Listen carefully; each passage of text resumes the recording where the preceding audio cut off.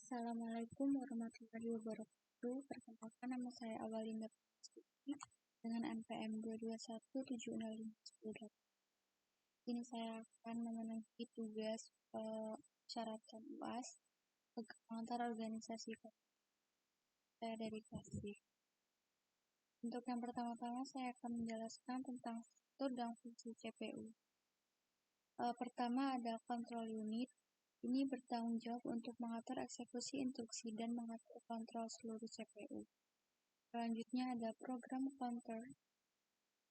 Program counter ini adalah register khusus untuk menyimpan alamat memori instruksi saat ini yang sedang dieksekusi. Lalu ada decoder, yaitu bertugas menguraikan kode instruksi binar menjadi sinyal-sinyal kendali yang diperlukan untuk melaksanakan instruksi tersebut. Lalu ada instruction. Instruction ini merupakan kode binar yang memberikan perintah kepada CPU untuk melakukan operasi tersebut. Lalu di sini lanjut ada register yang merupakan tempat penyimpanan kecil di dalam CPU. Lalu ada ALU. ALU ini merupakan komponen yang bertanggung jawab untuk melakukan operasi aritmatika. Lalu di sini ada control bus. Control bus ini sebagai jalur komunikasi yang menghubungkan komponen CPU dan memungkinkan kiriman sinyal kendali antara komponen-komponen. Lalu di sini ada ROM, RAM, disk, video TTY, video LED, dan keyboard. Ini nanti ada di dalam CPU 8 bit. Lanjut ada set instruksi. Dalam set instruksi ada ADD, sub, and, or, not, nor, XOR, store, float, move, dan satu lagi. Lanjut ada penyajian data. Penyajian data dari CPU akan ditampilkan oleh LED control atau LED matrix. Dan untuk teknik pengelamatan yang digunakan dalam CPU adalah direct addressing atau pengelamatan langsung. Jadi direct addressing ini adalah metode yang paling sederhana dan umum dalam pengelamatan memori pada CPU. Lalu dalam direct addressing ini instruksi atau data diidentifikasi secara langsung dengan menggunakan alamat memori fisik. Alamat memori fisik adalah lokasi fisik sebenarnya di dalam memori utama tempat instruksi atau data disimpan. Nah, jadi cara kerja direct addressing ini instruksi yang mengandung operasi atau data yang akan diakses dimord ke dalam register instruksi di dalam CPU. Jadi CPU ini menggunakan bagian dari instruksi yang disebut fill alamat atau mendapatkan alamat memori fisik instruksi atau data yang ingin diakses. CPU mengirimkan alamat memori fisik ke sistem memori utama. Nah, memori utama membalikan instruksi atau data yang ditempatkan pada alamat tersebut ke CPU. Next, ada pengorganisasian memori. Memori pada CPU ini diorganisir menggunakan tipe alamat 16 bit atau menyiapkan data 8 bit. Lalu ada bus system. Sistem bekerja sebagai penghubung antara komponen yang ada di dalam CPU dengan cara mengalirkan atau mengirim data dan memori untuk ditampilkan LED dan juga untuk diproses CPU.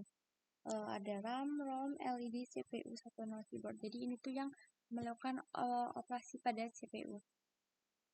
Lanjut ada input-output. Input berasal dari keyboard dan juga memori yang di input keyboard merupakan masukan dari user, sedangkan input dari memori khususnya disk berupa data yang akan diolah atau dibaca. Lanjut di sini ada sistem operasinya. Sistem operasi digunakan untuk mengelola data serta melakukan manajemen terhadap memori dan mengatur jalannya operasi seperti aritmatika dan logika yang digunakan oleh CPU. Langsung aja kita ke proses running build CPU 8 bit. Kita klik simulate. Sebelumnya pencet ini pastiin udah ada di 41. Lanjut ke simulate, tick enable. Nah, nanti kita klik di start. Setelah klik start dia akan muncul LED kontrol ini akan muncul kan.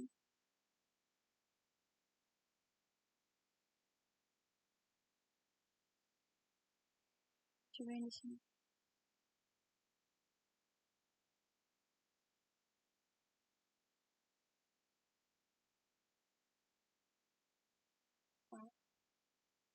Nah, dia akan muncul tampilan kayak gitu di LED matrix Legislation 8 bit CPU.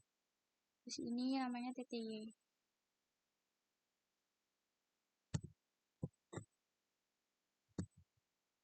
Oke, di sini saya langsung akan menjelaskan cara kerja CPU. Jadi cara kerja CPU dia menerima inputan dari keyboard. Nah, dari keyboard controller lalu diteruskan ke dalam CPU. Lalu CPU meneruskan inputan ke dalam RAM. Lalu inputan yang ada di RAM ini dikembalikan lagi ke dalam CPU. Dalam CPU, inputan lanjut ke dalam ROM atau Random Access Memory. Nah, dalam ROM ini terjadi proses input dan output yang terus berulang-ulang. Jadi tabel hitam yang muter-muter ini namanya dia sedang melakukan input-output yang terus berulang. Dari ROM inputan akan dikembalikan ke dalam CPU. Nah, situ lalu diteruskan ke disk. Jadi di dalam disk ini akan ditentukan letak data yang akan diterima di layar LED dan di TTY. Dia yang bakal nentuin letak data yang diterima layar matriks dan di TTY ini. Terus di sini kan ada 6 option, tapi saya ingin pilih yang option ke-4, yaitu text editor.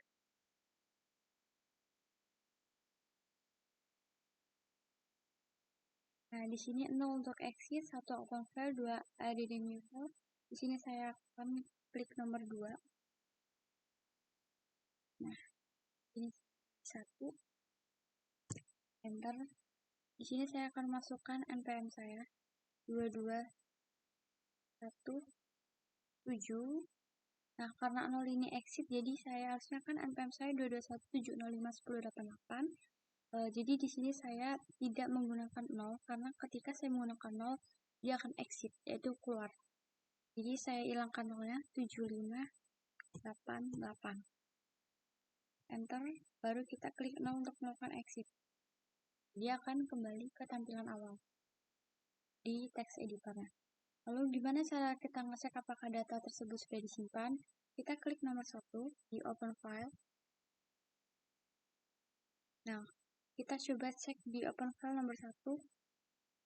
Nah, simpankan data 2217588. Untuk npm saya adalah 221705108.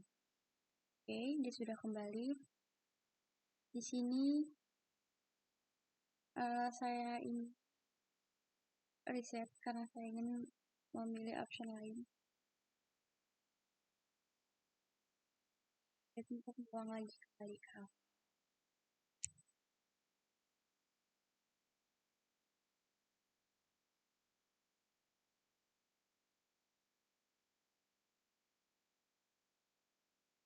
Oke, di sini saya ingin memilih option nomor 1.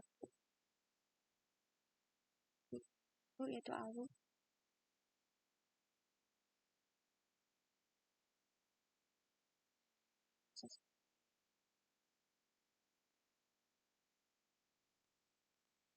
Nah, dia melakukan implementasi AND or XOR NOR ini. Di sini saya akan masukkan 4 npm trigger saya.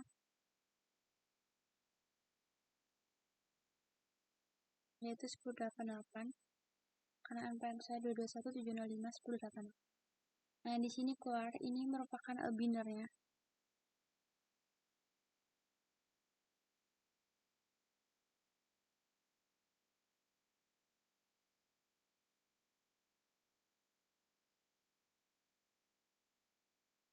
Nah, ya seperti ini.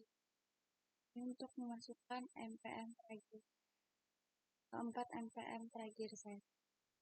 Nah, di sini saya juga ingin menjelaskan bagaimana tampilan ALU di LED matrix ini bisa keluar. Jadi tampilan gambar seperti ini sudah diakibatkan dari program sebelumnya. Saya kasih di 8 bit CPU. Nah, di sini. Di sini kan muncul gambar ALU seperti ini.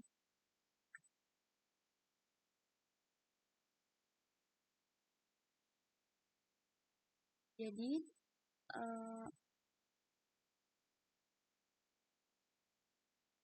masing-masing dari kotak ini kan ada 2 karakter atau 2 angka. Nah, ini termasuk mewakili 8 piksel. Jadi satu angka ini ada 4.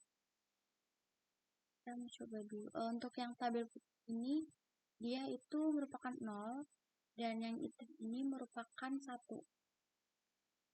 Nih, kan ini ada 0, itu 0. Tapi ini kita juga bisa menghitamkan ini. Mari kita coba.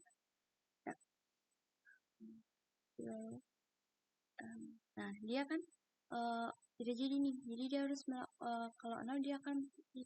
Tapi jika kita menentukan 1 untuk menghitamkan atau membuat seperti ini, kita klik 1. Jadi kan hitam. Itu. Untuk membuat tabel di awal itu, yaitu dari tabel binary. Nah, selanjutnya gimana sih cara membuat yang ada di TTY ini? Nah, maaf ini sebelumnya saya jelasin dulu yang tampilan gambar ini. Kenapa bisa sampai seperti ini? Karena hasil translate dari binary code. Jadi dia bisa berubah menjadi hasil gambar visual. Kemudian yang ada di dalam TTY ini hampir sama kayak binary code, tapi TTY ini memakai aturan ASCII. Jadi setiap karakter dalam TTY merupakan representasi yang sudah diterjemahkan oleh si TTY. Nah, kita lihat dulu di sini ke pilih opsi yang ASCII. Nah, di sini misalnya saya mau yang K. Jadi akan mewakili 75. Jadi diterjemahkan ke dalam T kalau 75 karakter K. Begitu juga dengan yang I.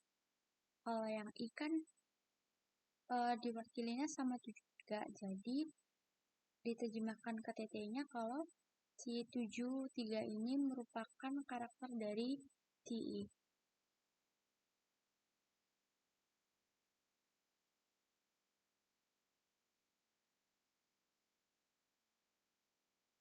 Nah, begitu penjelasan program.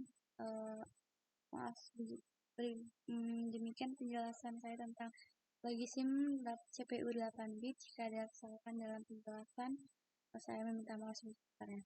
Assalamualaikum warahmatullahi wabarakatuh.